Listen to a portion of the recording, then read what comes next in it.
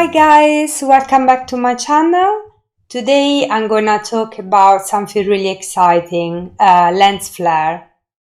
How to create them in Photoshop and also what they are. So first of all, the lens flare is caused by a bright light source shining into the lens and reflecting off the glass of the lens.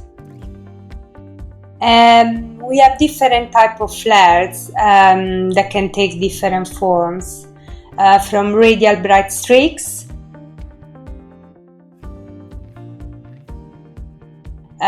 from the light source to rainbow circle.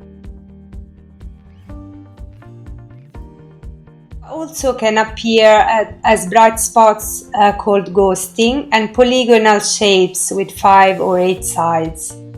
In fashion is very used the soft flare, which is called veiling, that gives a washed out look.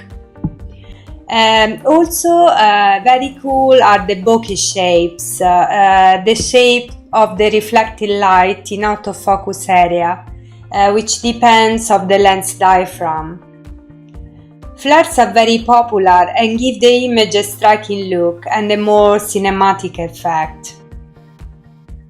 You can create flares obviously in camera, but also you can add them in Photoshop. And now I'm gonna show you how to do it.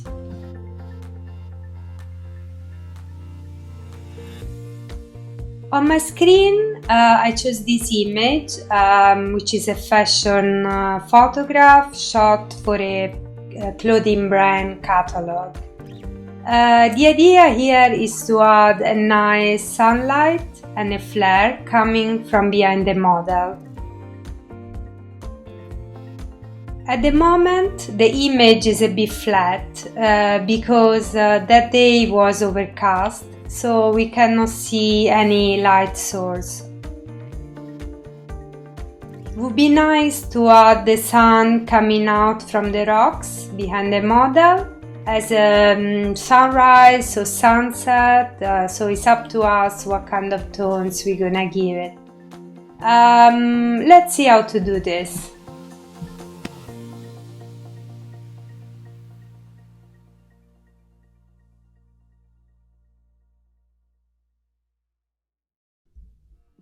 Okay, there are 3 methods to create a lens flare, and I'm gonna show you all 3. So the very first one is just to use the lens flare filter in Photoshop. So to do this, we're gonna add a new layer. I fill it with black with Command backspace.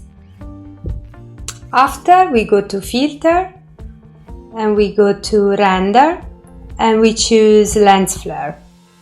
So here there are different type of lenses, as you can see, and we choose the one that it's more appropriate for our image. So as you can see, these are quite digital type of lens flare, which I don't know if they are really good for analog photography, but we're gonna make it work. So I would say I'll choose the 105mm prime. You can also change the brightness moving the slide, so I would say something like that.